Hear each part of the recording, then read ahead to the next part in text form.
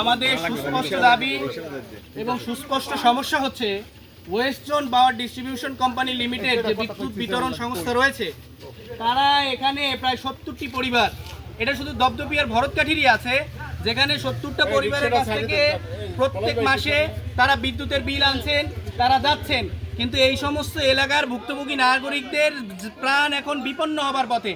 এদের যে বৈদ্যুতিক সঞ্চালন লাইন, সেই সঞ্চালনের সক্ষমতাহীন একটা বৈদ্যুতিক তার দিয়ে তাদেরকে সংযোগ দেওয়া হয়েছে এবং এই বৈদ্যুতিক সঞ্চালন লাইনটি যেখানে 5 থেকে 7টি খুঁটি দরকার, সেখানে বৈদ্যুতিক খুঁটি ব্যবহার না করে ঝুঁকিপূর্ণভাবে গাছের সাথে নিয়ে সংযোগ দেওয়া হয়েছে, যে কারণে রাতের বেলা যখন ইঁদুর এই সমস্ত তারের প্লাস্টিক কাভারটা কেটে দেয় এবং এই বর্ষাকালে তখন ওই সমস্ত গাছে বিদ্যুতায়িত হয়, যে কারণে ছোট ছোট বাচ্চা শিশুরা যখন স্কুলে যায়, হাঁটা চলা করে, খেলাধুলা করে, তখন তারা এই গাছ স্পর্শ করলে বিদ্যুৎ স্পৃষ্ট হয়ে মারা যাওয়ার মতো দুর্ঘটনা ঘটতে পারে এবং বিভিন্ন সময় মানুষ সেখানে এই বর্ষায় তারের লিকেজ থেকে বিদ্যুতায়িত হওয়ার ঘটনাও ঘটেছে এবং বিভিন্ন ধরনের বৈদ্যুতিক সরঞ্জাম, এই ধরনের ইলেকট্রনিক্স ডিভাইস, তাদের বিভিন্ন সময় টিভি, ফ্রিজ সহ অনেক কিছু নষ্ট হয়ে গেছে ভোল্টেজ কম পাওয়ার কারণে।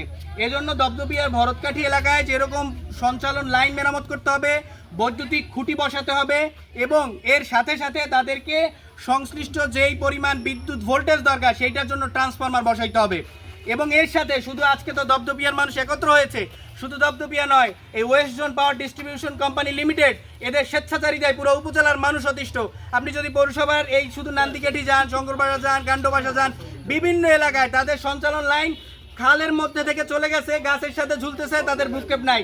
এমনকি আমরা এমন জায়গাও দেখেছি যেখানে আপনার ধান ক্ষেতের মধ্যে দিয়ে বিদ্যুতের লাইন তার পড়ে আছে, পানির মধ্যে ডুবে আছে, যে কোনো সময় সেখানে মৃত্যু হয়, মানে প্রাণহানির মতো ঘটনা ঘটতে পারে। এটা বারবার আবাসিক প্রকৌশলীকে জানানোর পরেও এই আবাসিক প্রকৌশলী কোনোভাবে ভ্রুক্ষেপ করে নাই, শুধুমাত্র আশ্বাসের পর আশ্বাস দিয়েছে, কিন্তু কোনো সমাধান হয় নাই। আমরা বিদ্যুৎ বিভাগকে প্রশ্ন করতে চাই, আপনাদের কয়টা লাশ দরকার? কয়টা লাশ হইলে ভরতকাঠির লাইন ঠিক করবেন? কয়টা লাশ পড়লে নদীর লাইন ঠিক করবেন? আপনারা বলেন আপনাদের কয়টা লাশ দরকার, আমরা লাশ দেব, কিন্তু আমাদের সন্তান মারা যাবে আর আপনার সন্তান বাসায় নিরাপদে ঘুমাবে, এইটা হইতে পারে না, এইটা আমরা কোনোভাবে মেনে নেব না। আপনি প্রত্যেক মাসে আমাদের কাছ থেকে বিদ্যুতের টাকা নিচ্ছেন, ডিমান্ড চার্জ দিচ্ছেন, ক্যাপাসিটি চার্জ দিচ্ছেন, অথচ আপনি ক্যাপাসিটি চার্জ দিয়ে ডিমান্ড মতো বিদ্যুৎ দিতে পারেন না। একটা সঞ্চালন লাইনে খুঁটি দরকার, খুঁটি দিতে পারেন না। আজকে নাগরিকদের প্রাণের কেন আপনাদের কাছে মূল্য নাই, এটা জবাব দিতে হবে। এবং এইটার আরো শোচনীয় অবস্থা হচ্ছে, এই সমস্ত সঞ্চালন লাইনে যে ত্রুটি, এই যে বৈদ্যুতিক খুঁটি দরকার, তারগুলো মেরামত করা দরকার, এইটা সংশ্লিষ্ট সংসদ সদস্য ইসরাত সুলতানা ইলেন ভুট্টো আবাসিক প্রকৌশলীকে ফোন করে বলেছে, দরখাস্তের উপরে লিখিত সুপারিশ করেছে, তারপরে ওজোবাডিকো কোনো প্রকার মূল্যায়ন করে নাই।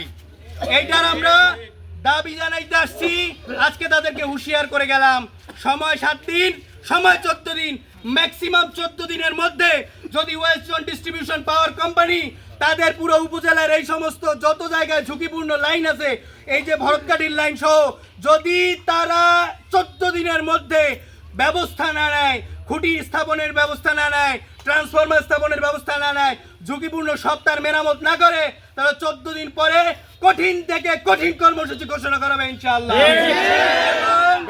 আমাদের প্রাণের দাবি, আমাদের বাবা মায়ের প্রাণ বাঁচাইতে হইলে আমরা নেব এবং প্রয়োজন হইলে এই নলছিটির যোগাযোগ ব্যবস্থা বরিশাল থেকে বিচ্ছিন্ন করে দেওয়া হবে, কিন্তু কত কঠোর হইলে এইটা আদায় করতে পারবো সেই কঠোরের ধাপ কিন্তু আমাদের জানা আছে।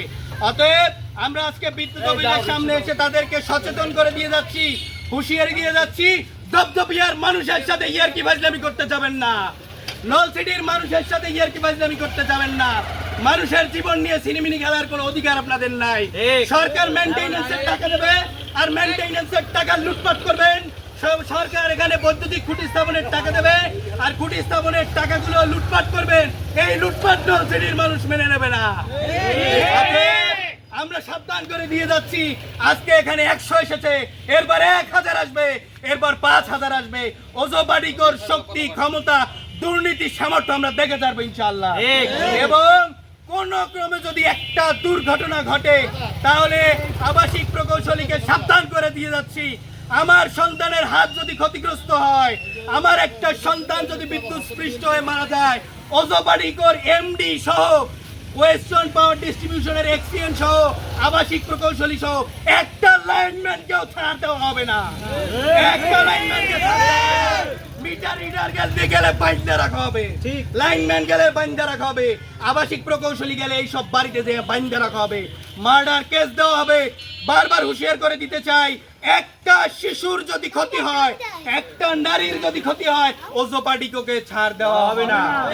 দপদপিয়ার মানুষ নলছিটিতে ভাইসে আসে নাই, নলছিটি পৌরসভার মানুষ নলছিটিতে ভাইসে আসে নাই, ওজোপাডিকোর বিদ্যুৎ টাকা দিয়ে কেনে। অতএব দ্রুততম সময় আগামী 14 দিন, কয়দিন? 14 দিনের মধ্যে ওজোপাডিকো সঞ্চালন লাইন পুরো উপজেলার এই দপদপিয়ার ভরতকারী সমাধান করতে হবে। ঠিক আছে ইনশাআল্লাহ?